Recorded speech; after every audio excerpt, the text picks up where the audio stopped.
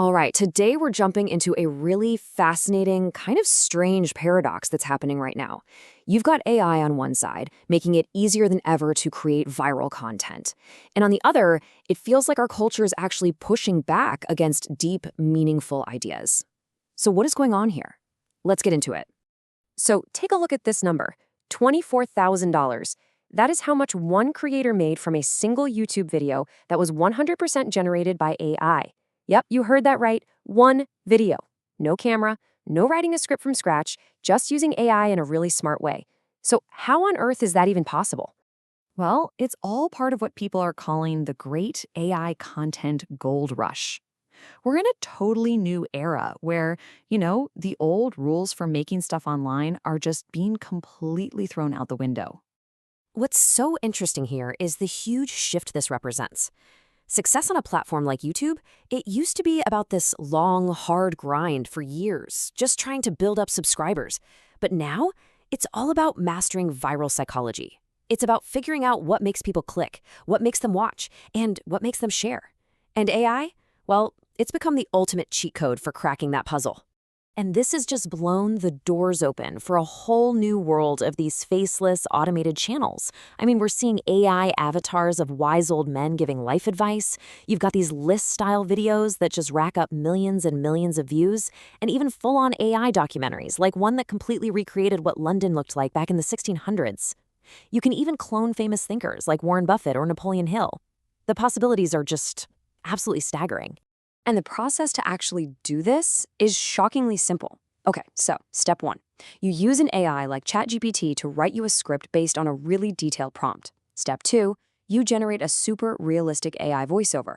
Then, step three, you create all your visuals, every image, every video clip with another AI.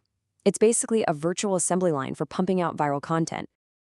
And that, right there, that's the most disruptive part of this whole thing. This quote from a creator who's deep in this space, well, it says it all. The barrier to entry has basically vanished. You don't have to be a great writer anymore, or a charismatic host, or some kind of wizard video editor. But this all leads to a really profound question, doesn't it? If AI can generate amazing content about literally any topic, why is it the shallow, super easy to digest stuff that goes viral, while the truly deep, human-driven thought often gets completely ignored? So to answer that, we actually have to stop looking at the technology for a second and start looking at, well, us, at human psychology. There's this powerful, often subconscious reason why society has always had this really complicated, tense relationship with its smartest thinkers. Psychologists have a name for it. They call it the mirror effect. The idea is that a deep thinker, they don't just share new ideas. Their very presence acts like a mirror, and it reflects our own intellectual shortcomings and limitations right back at us. And for a lot of people, that reflection is really uncomfortable. And this table just illustrates the difference perfectly. Think about it. We see someone who's physically stronger or way wealthier, and sure, we might admire them or maybe even envy them, but those things, they're external. Intelligence is different. It's all tangled up in our core identity, our sense of who we are.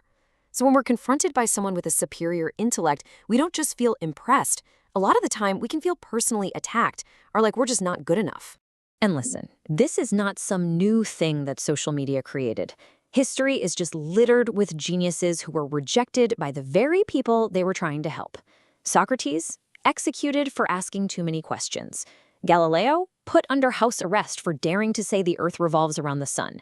Tesla died penniless, his best ideas buried. And Alan Turing, the literal father of AI and modern computing, was persecuted until he took his own life. The philosopher Arthur Schopenhauer, he put it pretty bluntly. He basically said that intelligence isn't some great gift, but a curse that pretty much guarantees you'll be isolated. And why?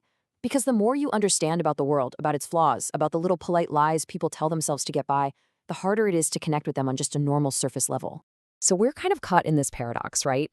AI makes simple, shallow content incredibly easy and profitable, but our own human psychology makes us resist the deep, complex ideas. So how do you break through all that? How do you actually make a real impact in a world that seems to love the superficial stuff? Well, the answer, maybe surprisingly, isn't about trying to make more complex content or trying to fight the algorithm. It's about a really fundamental principle that we tend to forget. It all comes down to this one simple word: Ask. See, asking is the beginning of all achievement. It's the real starting point. We love to blame a lack of opportunity or say the market is too saturated, but a lot of the time, the real problem is that we just failed to ask for what we actually want. I absolutely love this metaphor. Opportunity, knowledge, success, they are not in short supply. They're like a giant ocean. The problem isn't the size of the ocean, it's the size of the tool we bring with us. Are you showing up to the ocean with a tiny teaspoon, or are you showing up with a bucket ready to fill? Now, asking in a way that actually works has two parts. First, you have to ask with intelligence. You have to plan like an adult. Be specific. How much, how soon, what size, what color? You have to define your goals with crystal clarity because a well-defined goal literally becomes a magnet that starts pulling you toward it. But the second part is just as important. You have to ask with faith.